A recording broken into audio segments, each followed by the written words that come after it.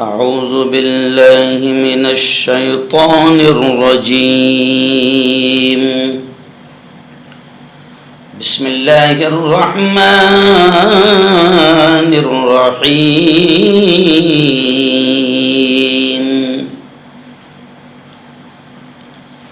یا ایہا الذین آمنوا انفقوا مما رزقناكم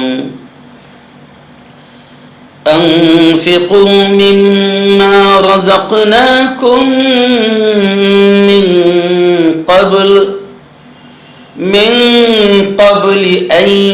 يأتي يوم لا بيع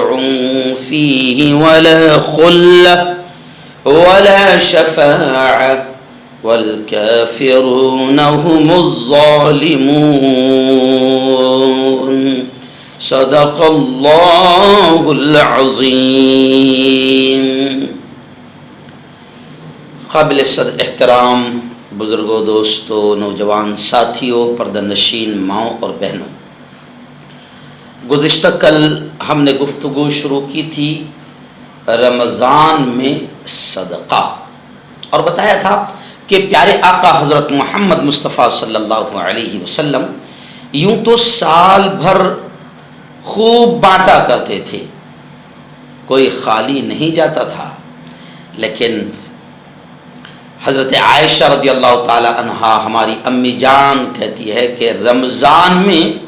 تو یہ سخاوت، یہ بانٹنا، یہ دینا، یہ مدد کرنا پیارے آقا کا اور بہت زیادہ بڑھ جاتا تھا، اور ظاہر بات ہے کہ رمضان میں خوب دیا جائے، کل اس پر ہم نے بات کہی۔ لیکن چلیے اب جس چیز پر ہم بات کر رہے ہیں وہ ہے صدقہ فطر، یعنی روزہ ختم کرنے کا صدقہ۔ فطر کہتے ہیں افطار، یعنی اب ظاہر بات ہے کہ چاند دکھ گیا ہے اور روزے ختم ہو گئے ہیں، تو یہ جو صدقہ دیا جا رہا ہے اسے صدقہ فطر کہتے ہیں، افطار کا صدقہ۔ یعنی جب ایک مسلمان رمضان کے روزے رکھ لیتا ہے تو اس کے دل میں خوشی اور اللہ کے شکر کا جذبہ پیدا ہوتا ہے کہ میرے مالک تیرا بڑا احسان، تیرا بڑا کرم کہ تو نے رمضان کے جو روزے تھے میرے مولا تو نے پورے روزے مجھے دیا اور طاقت بھی دی، کیونکہ تیری ہمت کے بغیر، تیری طاقت کے بغیر، تیری مدد کے بغیر میں نہیں رکھ سکتا تھا۔ کئی لوگ ایسے ہیں جن کو کئی بیماریاں ہیں، شوگر ہے، بلڈ پریشر ہے، کولیسٹرول ہے، کئی ایسی بیماریاں ہیں کہ وہ چھوڑ سکتے ہیں، مگر اللہ ان کو بھی ہمت دیتا ہے، طاقت دیتا ہے، وہ روزے رکھتے ہیں۔ تو ظاہر بات ہے کہ جب پورا رمضان روزہ رکھ لے گا تو ایک خوشی کا اظہار ہوگا کہ میرے مولا تیرا بڑا احسان کہ اس سال کے بھی روزے میں نے پورے رکھ لیا۔ تو وہ خوشی روزے کی جو پورے رکھے ہیں اس کا اب خوشی کا اظہار یہ کر رہا ہے صدقہ فطر دے کر، صدقہ دے کر۔ ایکچوئل میں آپ نے دیکھا ہوگا کہ دوسرے مذہب میں کے لوگ یا دوسرے قوم کے لوگ خوشیاں عجیب عجیب طریقے سے مناتے ہیں۔ کیوں بھائی؟ ابھی آپ دیکھو ہنسی بھی آتی ہے کہ دوسرے مذہب والے جب خوشی مناتے ہیں تو ان کی خوشی میں، ان کے تہوار پر آپ ایمانداری سے غور کرو، صرف نقصان ملے گا، نقصان کے علاوہ کچھ نہیں ملے گا۔ پیسوں کا ویسٹیج ملے گا، پیسوں کو جلایا جا رہا ہے، جی ہاں، پیسوں کو بڑی محنت کی کمائی کو ویسٹ کیا جا رہا ہے۔ اگر کھا لیتے، پی لیتے، کسی غریب کو دے دیتے، خود اچھے کپڑے بنا کر پہن لیتے، خود کاجو بادام شیر خرما وغیرہ کھا لیتے تو لگتا کہ ہاں بھائی بہت اچھی بات ہے۔ لیکن آپ دوسری قوموں کے تہوار کو دیکھو تو آپ کو پورے تہواروں میں سوائے نقصان کے کچھ نظر نہیں آئے گا۔ لیکن اللہ کا شکر، اسلام نے خوشی منانے کا طریقہ بھی بتایا ہے اور غم منانے کا طریقہ بھی بتایا ہے۔ خوشی میں بھی آپ کو ناجائز اور حرام کام اور پیسوں کو ضائع کرنے کا حکم نہیں دیا ہے، اور غم کے وقت بھی اسلام نے آپ کو ایسی کسی بھی کام کی اجازت نہیں دی ہے۔ چنانچہ روزہ ختم ہونے کی خوشی اور شکرانے میں اسلام نے جو حکم دیا ہے کہ صدقہ فطر یعنی غریبوں کی امداد کی جائے،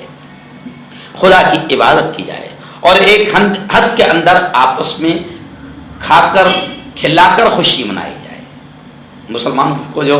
تہوار ہے، دونوں تہواروں کا، دو ہی تہوار ایکچوئل میں مسلمانوں کے، دو کے علاوہ کوئی تہوار نہیں، تیسرے جتنے تہوار ہیں تمہارے ہمارے باولے پن ہے، پاگل پن ہے، شریعت میں کوئی تہوار نہیں ہے، شریعت میں صرف دو تہوار ہے، عید الفطر اور عید الاضحیٰ، اور دونوں پر آپ غور کرو تو دونوں ایسے تہوار ہیں کہ اکثر میں مسلمانوں کو کہتا ہوں کہ دونوں آنکھ کو لگتے ہیں، بدن کو لگتے ہیں، دونوں میں کھانا پینا ہے۔ عید کا تہوار آئے گا ماشاء اللہ، عید تو ایک دن کی ہو جائے گی لیکن ایک مہینے تک کے شیر خورما چلتا، بلکہ رواج بن گیا ہے کہ ایک مہینے تک کے کوئی اگر آئے تو اس کو شیر خورما ہی دینا پڑتا۔ تو ماشاء اللہ کاجو بادام کشمش شیر خورما یعنی مسلمانوں کا تہوار کھانے پینے کا ہے۔ ایسی بقرعید میں آپ دیکھو ماشاء اللہ الحمدللہ ایک مہینے تک کے فریج میں کا گوشت ختم نہیں ہوتا ہے،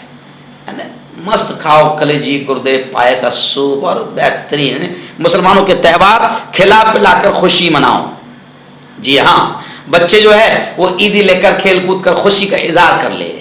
تو رمضان کے بعد والی جو عید ہے یعنی اب یہ جو عید ہے تو اس کو عید الفطر کہتے ہیں، یعنی روزے کے توڑنے کی خوشی کا دن۔ اور صدقہ فطر کا فائدہ اتنا ہی نہیں ہے کہ اس سے صرف غریبوں کی مدد ہوتی ہے اور روزے کے پورے ہونے کی خوشی ہوتی ہے، بلکہ صدقہ فطر کا ایک بڑا فائدہ یہ بھی ہے کہ روزہ آدمی نے ایک مہینہ رکھا، روزے میں ہر آدمی سے کچھ نہ کچھ چھوٹی موٹی غلطیاں ہو جاتی ہے، تو یہ صدقہ فطر کا یہ بڑا فائدہ یہ ہے کہ صدقہ فطر کفارہ ہو جاتا ہے ان تمام چھوٹی موٹی غلطیوں کا۔ یعنی اللہ تعالیٰ اس صدقہ فطر یعنی یہ دینے کی وجہ سے اللہ تعالیٰ غریبوں کی مدد کرنے کی وجہ سے روزے میں جو آپ سے ہم سے چھوٹی موٹی غلطیاں ہوئی ہے اللہ تعالیٰ ان غلطیوں کو معاف کر دیتا ہے۔ دو مشہور صحابی ہے، حضرت عبداللہ ابن عمر رضی اللہ تعالیٰ عنہ اور حضرت عبداللہ ابن عباس رضی اللہ تعالیٰ عنہ، یہ دو مشہور صحابی ہے۔ یہ کہتے ہیں کہ نبی کریم صلی اللہ علیہ وسلم نے صدقہ فطر اس لیے ضروری قرار دیا کہ روزے میں غلطی سے جو بیکار باتیں ہو جاتی ہے اور برے خیالات پیدا ہو جاتے ہیں ان سے روزہ پاک ہو جائے اور اس کے ذریعے غریبوں کی مدد ہو جائے۔ جی ہاں، اس لیے صدقہ فطر رکھا گیا ہے، یعنی آپ سمجھ سکتے ہیں کہ صدقہ فطر کی کیا اہمیت ہے۔ انشاءاللہ اب ہم کوشش کریں گے کہ